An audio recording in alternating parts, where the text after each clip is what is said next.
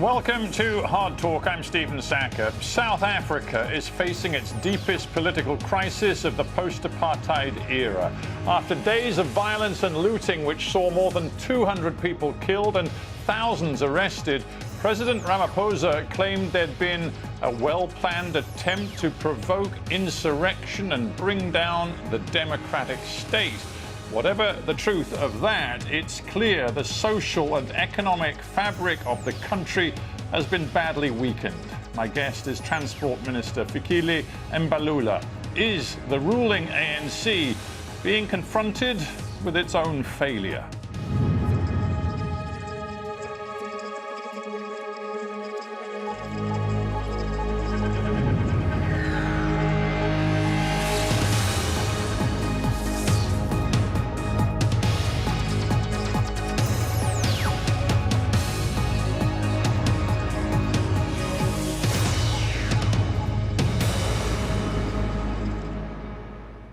Fikile Mbalula in Cape Town. Welcome to Hard Talk. Thank you for having me, and to all your listeners. It's a pleasure to have you on the show. Tell me, Minister, how would you characterize the shocking, the terrible violence that swept across parts of your country last week? It was a hyped-up accumulation of anarchy at the highest level. As you know, that anarchy is the highest state of disorder.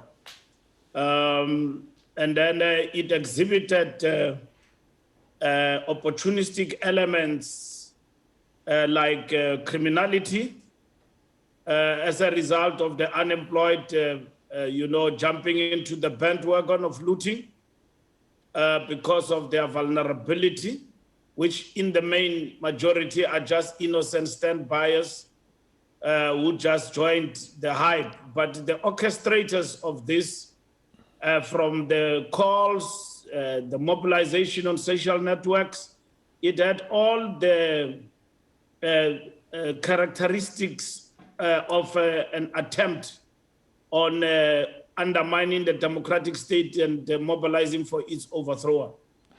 In essence, you seem to be saying, pretty much as your president said, that this was some sort of well-planned, organized insurrection. You're pretty much calling it an attempted coup d'etat. The insurrection is an ultimate end of coup plotters they will hope for. But the ground for them was not fertile, because for you to achieve an insurrection, you've got to have a weakened state in the form of the police to maintain law and order and the soldiers. And probably on our part, our response to this was delayed with a couple of days. And then it gave them a field day. But for all the days they had, the plotters, they couldn't achieve that result. But they wanted, they attempted, they mobilized, they orchestrated, they called for the sabotage of key economic elements, demobilization of the army, and then mobilized for an attack and direct intimidation of the judges, particularly Judge Zuma. Right. See, Minister, what you are saying to me is extraordinary. You and indeed your boss, the president of the country, seem to be saying that there was an extraordinarily well-planned, orchestrated attempt to bring down the democratically elected government and your democratic institutions. But surely you cannot say that without clear evidence. If there is no evidence, what credibility does that claim have? Well, evidence, it is overwhelming in a sense that from their recordings and things that they planned and they threatened to be going to do, they did. Who is they, Minister? It's not clear to me at all who is the leadership that you appear to be pointing toward. Well, they are faceless, Steve. Voice notes and all of that, those that we know at a political level is Kalni House, who was in the forefront, and some other people around him who were basically in the forefront of calling for undermining of the rule of law. Well, you know as well as I do that no charges have been brought against the individual that you just named, and therefore, in legal terms, we have to be well, you and indeed we at BBC have to be extraordinarily careful here. No charges have been laid against that individual. Thousands of people have been arrested, but nobody has been accused, as far as I'm aware, of leading some sort of coup, insurrection, attempt to bring down the democratic government. And some might say that you and Mr. Ramaphosa are simply trying to divert attention from the parlous state of the economy, the desperation that your people feel, which was exhibited on the streets when so many people took the opportunity simply to loot shops and try and win some new possessions.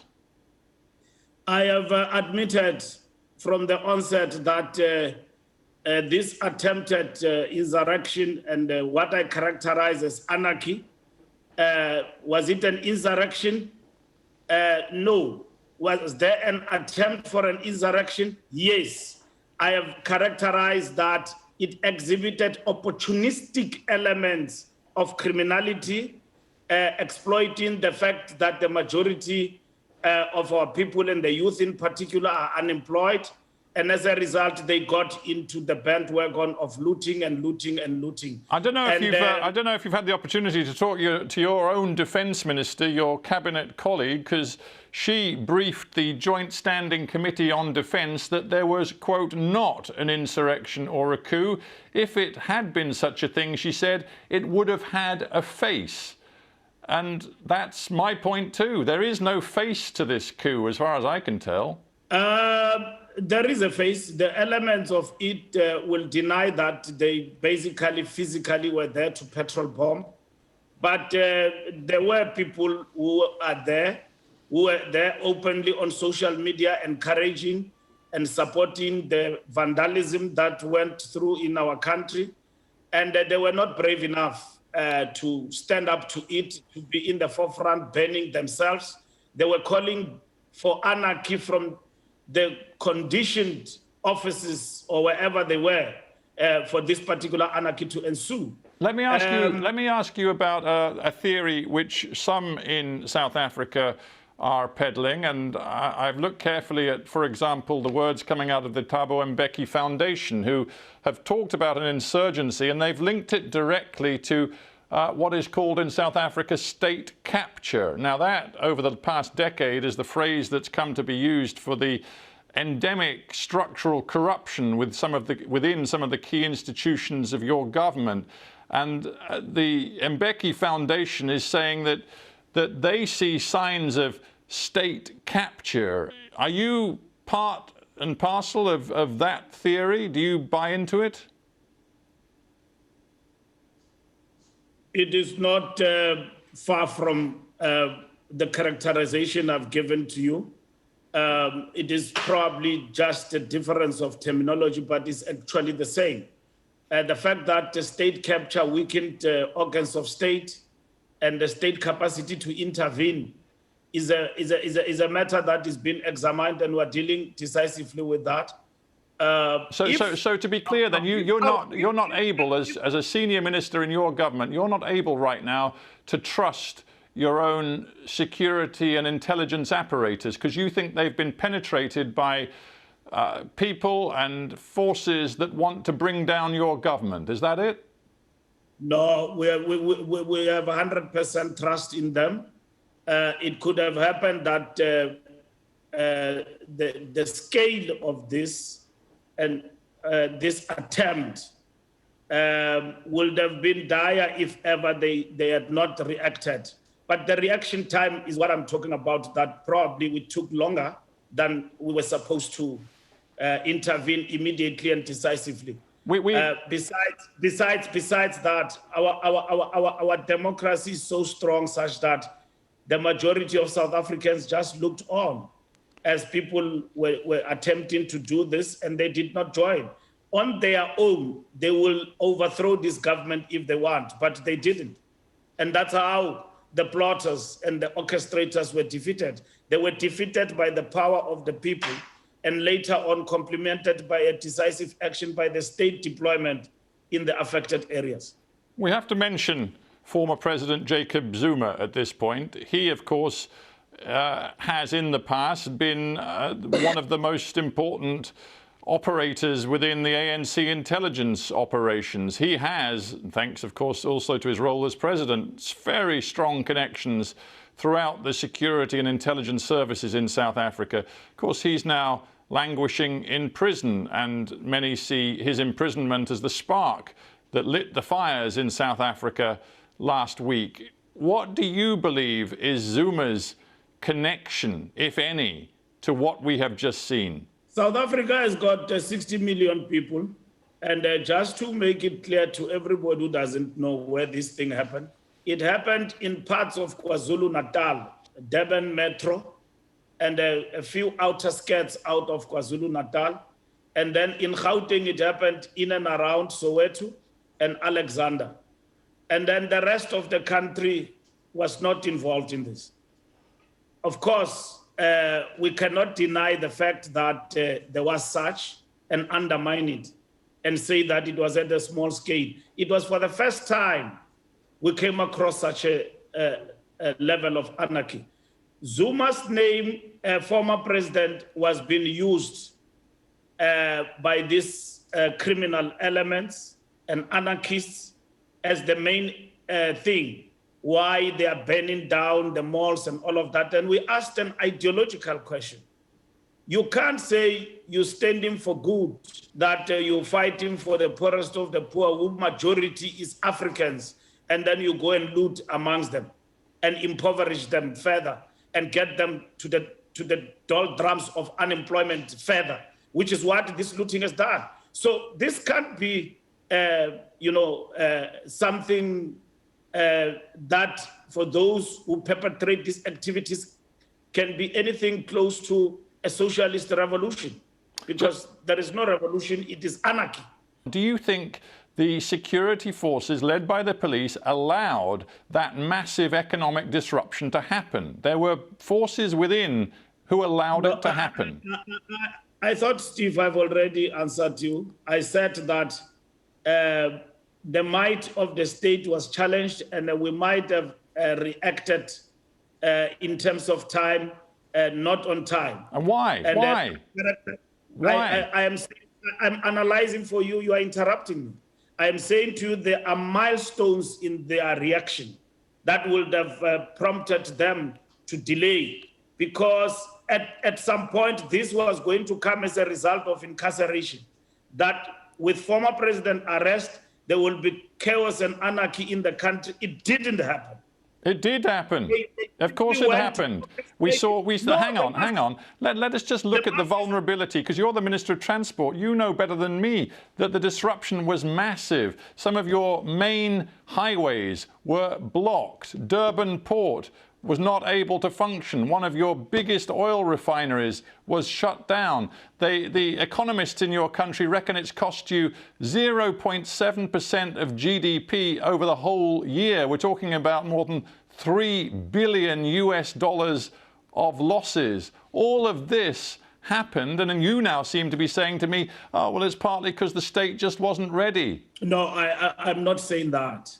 You are very impatient with me. I am saying to you, first, there is an admission on my analysis to say to you, our reaction time, we can't be proud of it. That's one. You say why?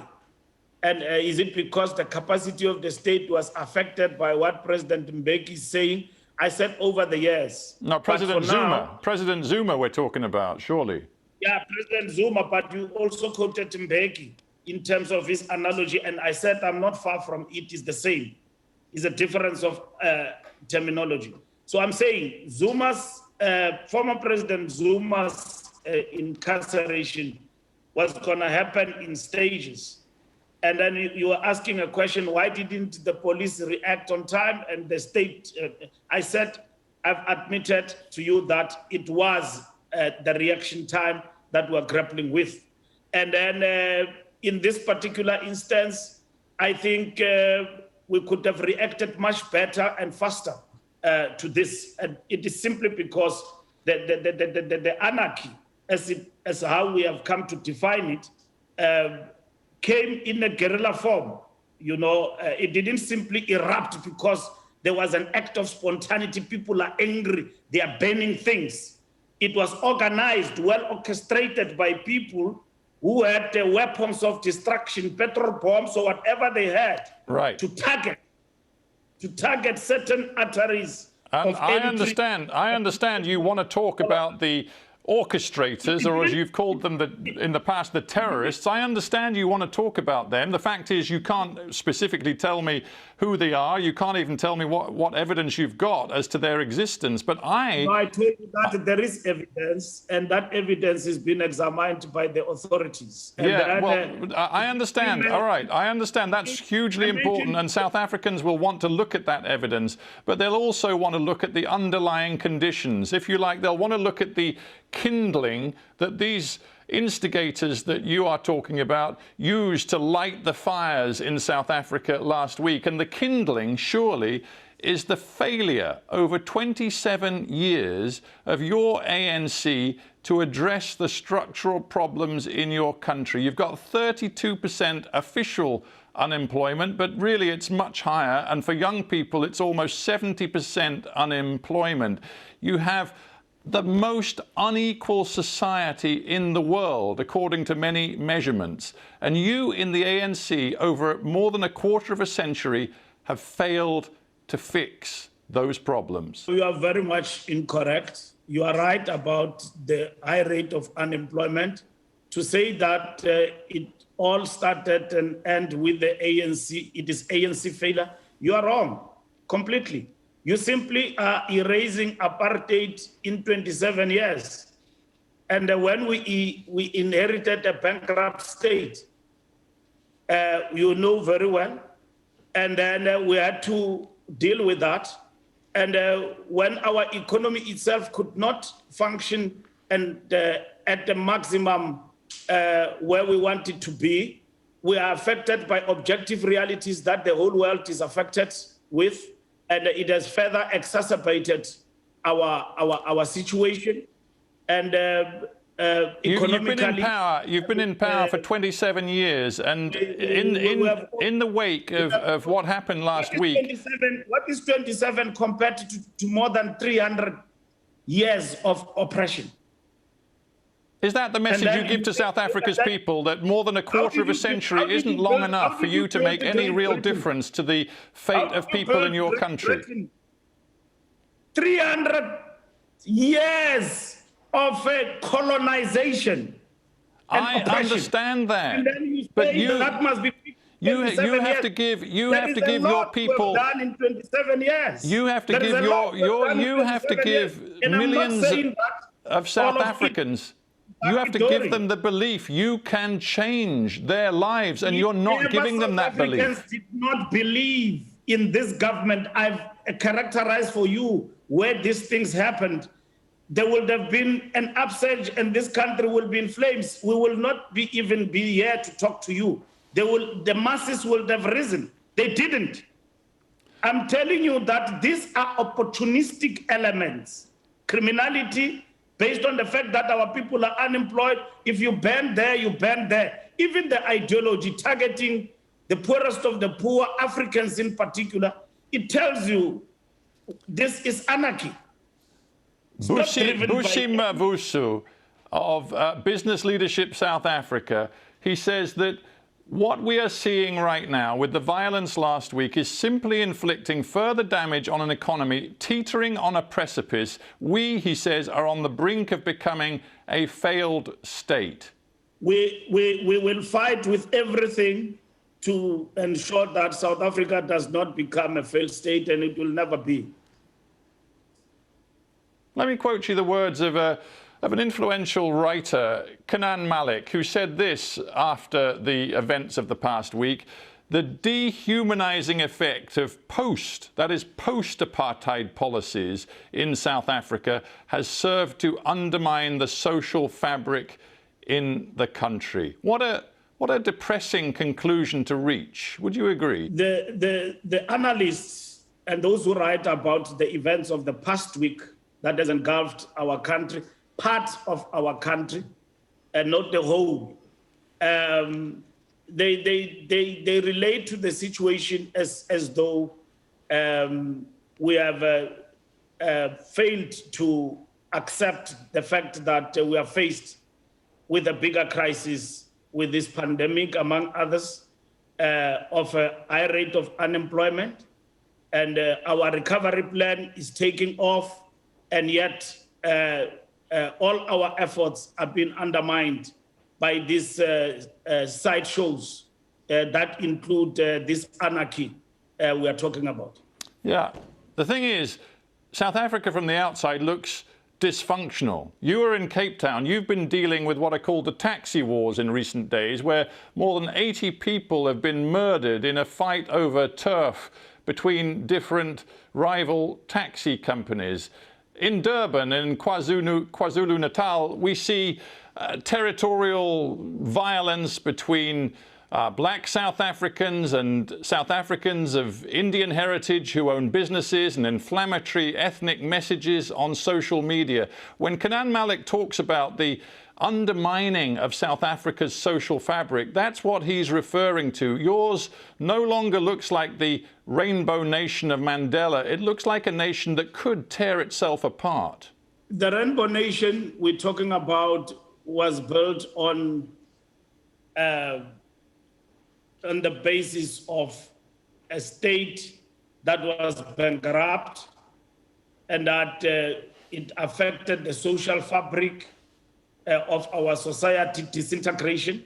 And we are in the process of rebuilding that. The taxi wars we are talking about, we come from far to get them to under control. Under apartheid, this is what we inherited. And where we are now, we're talking of an industry that has actually been defined outside the formal economy, but which has a potential of 40 billion rand injection into the economy. And we are fully now driving the agenda of full regulating the industry, and at the same time to address all these anomalies or wars that have characterized the industry, such as the taxi industry. Minister, forgive me, Minister, I'm really sorry, we're out of time. Just very briefly, for how long do you think you can continue to blame your inheritance for what is happening in South Africa today, rather than acknowledging that the ANC must take responsibility itself? Unfortunately, the inheritance is not what we blame, it's what we inherited. And we seek to undo it every day. And that is what it is. So if you guys think out there that what we have inherited can be undone in 27 years, then tell us how you managed to colonize the whole of Africa and at the same time manage to rebuild your own nations. Because if you talk about common nationhood, some of which developed nations have not even achieved it. And you want South Africa to talk about common nationhood through a concept of rainbow nation, that out of it, if not, we are a failed state. It's incorrect. We are building. Minister, yeah, I get the message loud and clear. I wish we had more time, but we are out of time. And so, Fikile Mbalula, I thank you very much for joining me on Hard Talk. Thank you, Steve. It is Hard Talk, indeed.